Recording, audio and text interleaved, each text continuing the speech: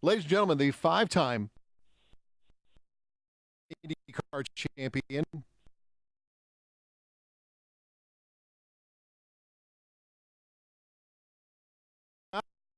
Good. How are you doing, Thanks for bud? having me on. I know it's something, there's always room to improve, right? Yeah, whatever. Do you think people, seriously though, when I was thinking about that, what is different as a defending champion in a mindset? Is it, or is everybody gunning for you, or it just worked out that way? I think it's really just worked out that way. I know there's been a couple of times where, it could have gone either way, to be honest. And those are the ones that I think hurt more, or the ones that you remember the most, and not the win ships, but the ones that, maybe just slipped away. So, yeah, it's competition's tough, man. The NTT IndyCar Series right now is just through the roof, and always has been, for the longest time I've been in the sport. I think going into my 18th season, it's competition's tough. There's a lot of great competitors, and sometimes some years you just miss it. You and I have talked about this before, Scott, that it seems to me when in all the automotive series that I'm hard-pressed to find a series where there are no back markers anymore. I mean, yeah, right? The field is tight. You're right. And I think with the formula that they've come up with, especially with the, last year's change to the unified aero kit too, I think, we still saw some separation, but even the separation, was really only some tracks, and then the other car would be more competitive than others. So, you still had a pretty tough fight for the championship. And I think since I've been in this championship in IndyCar, at least since 2003, it's always come down to the last race and down to the wire. So it's, the formula that they've created, I think the budget kind of that everybody can operate in now, there's really no small teams. The big teams that used to have massive budgets and be able to kind of, outspend the others, that's kind of gone too. So, it's a level playing field and a lot of great drivers. So we're starting March 10th, St. Pete, obviously. That's coming up in less than 2 weeks. But there's some of the testing this year alone. I mean, the fact for IndyCar, you guys are Laguna Seca and then seeing you at COTA and stuff. It's like a whirlwind offseason. It wasn't much of an offseason for you. Yeah, it's you get a little bit of downtime, considering the last race. We used to have a ton more of testing. I think my first year in the series, I think I tested almost 60 days, whereas now out of season we only get 3. Unless you're a rookie, I think you may get up to 6 or 7. But it's it definitely gets rammed into this last sort of month right before the season starts, which is good for us because you definitely hit the track and get ready best as you can. But for me, at least in the off season, at least we have the supplement of the Ford GT program and the sports car racing, and we already kicked off the Daytona 24 Hour. And it was mentioned, by the way, for obviously here in the Motor City, we're all looking forward to the Detroit Grand Prix, DetroitGP.com, the website there, May 31st through June 2nd. 30th anniversary, Scott. Wow, I didn't know that. That's a 89. That's awesome. Yeah. That's it's a fun race, man. Like to do 2 races on one weekend, you get you double bang for the buck right there. So it's a lot of fun. I've always been a advocate of, if you're at the racetrack, you should be racing anyway. And it's pretty grueling, I think, on the teams and the drivers, especially that circuit, especially if you go to dry week track and, the days are long. But, for the fans, the amount of racing that they have there on the weekend and what, Roger and, his whole team have done with Belle Isle is just, it's so cool to see in the transformation. And it's always fun to race in Detroit. Now, our producer, Ryan Logan, we've been working on this idea. We want to see in honor of the 30th anniversary, if we can get one of those kettle cars, the pedal cars that you use. Yeah. We want to see if what we can do is if he can make it all the way around the 2-mile track in 30 minutes or less. That could be tough. You might have to gear it up a little bit, Like let's do it. Should we do it on the Thursday before the race weekend? I'm down with it. I know Michael and Merrill and them. Yeah. So what do we need to do? We got to get the gearing. We got to get him. He's already working out again. So we've got him. What kind of do we have to focus on, cardio or strength to do this? I think you're going to need some cardio, but I think the other way of doing it is we could all just stand there and watch them do it, opposed to actually doing it ourselves. So that could be good too. We could cheer him on. We could be cheerleaders. No, we're just cheering him. We're not doing that. Are you kidding me? We're going across the bridge and getting something to eat, and we'll come back and watch it and see if he makes it. That's a very good idea. Let's do that. Right. I mean, you don't have to be there to support somebody, Scott. You can support them while you're sitting over at Rose's having some lunch or something. Right. support in the spirit, right? So Spirit. we have to get the pedals, we have to get the gearing right because those little cars just don't go fast enough. No. No, they don't. It could be, though, if you gear it up too much, you're not going to get up the hilly parts. There's a little bit of elevation there. Not much, but it could be tough in a pedal car. Have you talked to AJ Foyt at all about the as you keep moving flips? Have you had any discussions with him? No, I saw AJ just last week at the Sebring test. Actually, he was at the Daytona. I went to the Daytona 500, which was my second ever NASCAR race over a span of, I think, about 15 years. So it was, I saw him there, and then obviously the next day in Sebring as well. But no, I don't know. AJ, we always just kind of chat about different racing stuff and more about like his early days. But no, I haven't chatted about the championship situation. That's for sure. Okay. Have you ever talked with anyone else about you blowing up your '84 Honda Prelude? Well, that happened a few times. Where actually it was more of like the gearbox. I think I was kind of reversing quickly and then trying to do a burnout, and so then the automatic of first gear became like fourth, and it was just a mess. Yeah, that thing I had to sell on quickly. Luckily, my dad was a used car salesman. So wait a minute. So you're what, 15, 16? This was your first car though, right? Yeah, it's. I think it was my first proper car like that. Actually, I had to save. I saved half of the money for it. I can't remember how much it was. It was maybe like $1,500, and then my parents actually chipped in for the last portion. But it was kind of something I didn't really enjoy. I wanted a newer car. The red had kind of faded and turned to a pink. And at that age, all I wanted to drive was a manual, like a stick shift, right? And of course, it was an automatic, so that kind of infuriated me. It didn't last too long; it maybe lasted a few months, but that started my passion, obviously, with Honda, and still drive with them to this day. Yeah, you do. And driving for Chip Ganassi's got to be just amazing. I mean, the experience of driving.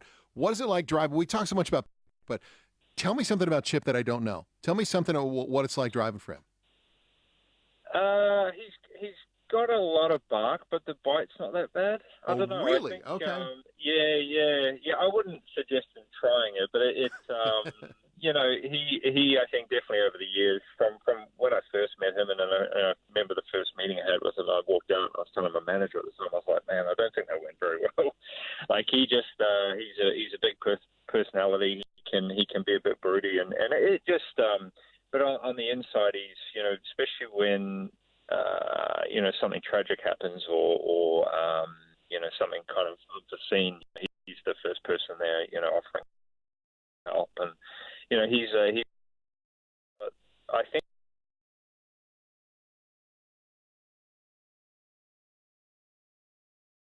else, and to drive for somebody, that leads the team like that is definitely refreshing. I was watching. Maybe I'm one of the few people here. We're on Facebook Live as well, Scott. So say hi to everybody there. Hi to everybody on Facebook. How you Okay. And I was watching Love the Beast, the Eric Bana movie about his Ford Falcon. Okay. Have you seen this movie? No, I haven't. Scott, It's good, eh? you know what I'm talking about, though. What's it? I need to find. I can find this on maybe on my flight. Yes. On Netflix or something. You need to watch that. We need to talk about it afterwards. He had a car. Okay. It was a '74. It was his first car, and he had built it up for the Tasmanian Rally race. In Tasmania? Yeah. Okay, so Yeah. it was his first car. Him and his mates, his buddies, they would wrench on the car and stuff, and then he got it back, and they built it back up again. And what he did was, he didn't do the work though for the race. He paid someone to do it, and he consequently, I'm not giving it all away because it's more about the psychology. He wrecked the car. He hit a tree. Oh man, that sounds like a bad answer. Well, no, but here's the thing though. It talks about, and Jeremy Clarkson's in it, and there's Jay Leno and a lot of people talking to him about that emotional attachment to the car. And I believe it was Dr. Phil told him, he said, because you didn't do the work on the car, you don't have an emotional attachment to the car. You didn't care about hitting that tree because you hadn't put the sweat equity into it. I tell you what, you've got some big time hitters right there. With Dr. Phil. Dr. Phil's in this. It sounds like an epic movie. Right It's a great movie, but I kept thinking about you guys because so many times we complain, and the reason I'm bringing all this up is I went back to watch the movie again because I know, like, obviously you with IndyCar, we look at NASCAR, and sometimes it feels like even last year, the end of the race in St. Pete, that people just throw their cars in the last couple laps when they have no business on racing lines. Like the end of Daytona went from a beautiful race to a bumper car game at the end of it. Is there on some level that you don't have that personal connection to the car? It's like, we'll just get another one. I'm either going to wreck it or win. Well, that's, because if you notice on the car, there's the driver's never in the car because they're actually chips cars, which is fine because when I totally destroy one, and you walk away, it's not my problem, I think I have the record for that at Milwaukee one year. I destroyed 2 cars in 4 laps. I did 2 laps in practice, crashed one, destroyed it in 2 laps in qualifying, and did the same thing. So then I was sent home because there were no cars left, and Chip wasn't very happy. But I think it's tougher in that scenario. I've worked on it, but in my situation, man, just walk away and try and ask for another one. Could you be an effective IndyCar? I mean, like when I look at Ed Carpenter, what he's doing, can you? Is that the duality of it? Could you imagine being an owner at some point down the road, Scott?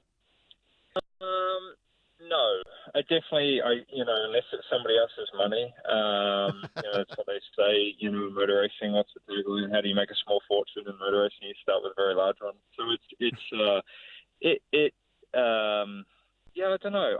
I don't think. I think in the heat of the moment, right? It's like anything. And people say, hey, but these crashes or people that that you've maybe lost in your career, do you think about those things? But when you're racing and you're in that moment, you're definitely not thinking about that side of it. You're just thinking about how to get to the corner first or win the race or whatever it takes. So, there's that definitely takes over big time. So, what would you, if you could only pick one, would you rather win the Indy 500 or get your 6th title? Oh, that's a tough one. It's like they're like children, right? You love them all equally, but maybe the way you achieve them is slightly different. But I would probably go for a 500 to be honest. One's good, but it's not great. So yeah, we'll definitely chase the 500. It's still, and then so now, and you want to pass Fernando on the last lap, I would assume, right? Sure, if he's the guy that's leading at the time, sure. But unfortunately, there's a possibility of 32 others that could be in that situation too. So, but it's going to be mega to have him back, and it'll be interesting to see how they run. Isn't it funny, Scott, how it's kind of like a couple of years ago we would talk as we get ready for the Detroit Grand Prix here, and we would talk with you, and I would always throw out what Formula One track you guys want to go drive, and I think you said Spa. Most people do. That'd be the one. But now it's funny as I look and I see Formula One drivers coming here to race against you guys. Yeah. They want to crack at you now. Yeah, there's quite a few. There's, I think with Rubens and obviously Alonso of recent, and you got Max Chilton and, even Rossi, if you want to look at, he did a few races. So, I think I think what everybody loves is just that you get a fair shot. Formula One is the pinnacle of racing. It's the mass budgets. It's the push of technology. But unless you're driving for one or two teams, you're really just filling a field and trying to, race for 10th or 11th or whatever that place might be, or beat your teammates. So, I think, all of us are very competitive, and from the young age of, starting in go-karts or whatever formula it was, you wanted to be on that top step, and IndyCar definitely gives you that opportunity to race against, some of the best in the world. But across so many different disciplines too. I think that's something that maybe a lot of people forget. Either they think we do all oval racing or we do all street racing. But, to have the mix that we do between road and street courses and, short ovals and super speedways, it's definitely pretty unique. Yeah, it's pretty awesome. Yeah. Scott, we'll follow you on Twitter, of course, at ScottDixon9, ScottDixon.com, the website there, 5-time champion man, getting started March 10th. I did real quick see a video. Graham Rahal, they put up a lap of his at St. Pete with the helmet cam. You guys, You make it look really easy on TV when we're watching it, but in the car, that seems to me like you get pretty beat up on that track. Yeah, it's tough, man. Like physically, these tracks, and St. Pete is probably one of our longest races. Maybe it's 110 laps, and being the first race of the year, everybody's pretty aggressive out of the gate. So typically, there's quite a few crashes, but that race definitely takes a long time. But yeah, these street courses, it's very bumpy. You're fighting between concrete walls, and just the physical side is extremely tough. And I think you can see that. And I think the easiest way to explain it, to a lot of people is, try going indoor go-karting, and, these people do it for 5 or 7 minutes and they're exhausted, times that by 100 and, do it with another 30-odd crazies out there. It can be pretty tough. It's been fun to watch you. Scott, it's always great talking to you. Watch that movie, okay? Yes, I will be. I'll be doing it right now. Yeah, that's what you're doing. On your way to Indy, you're sitting there watching a movie in the car. The part really sealed the deal for me, so I'm chasing that. All right, do that, and then we'll get ready to watch our producer pedal around for the Detroit Grand Prix here as well. Scott, all the best to you this year. You're a class act, man. We're rooting for you, okay, bud? Thanks, man. Appreciate it. Thank you so much. Well. All right, bye-bye. There you go, Scott Dixon. Hey, thanks for watching on Facebook Live as well. DetroitGP.com is the website. 30th anniversary going to be a big deal. I think that we have Scott Dixon on board. Now our producer has to pedal around the track. Are you ready to do this now, Ryan?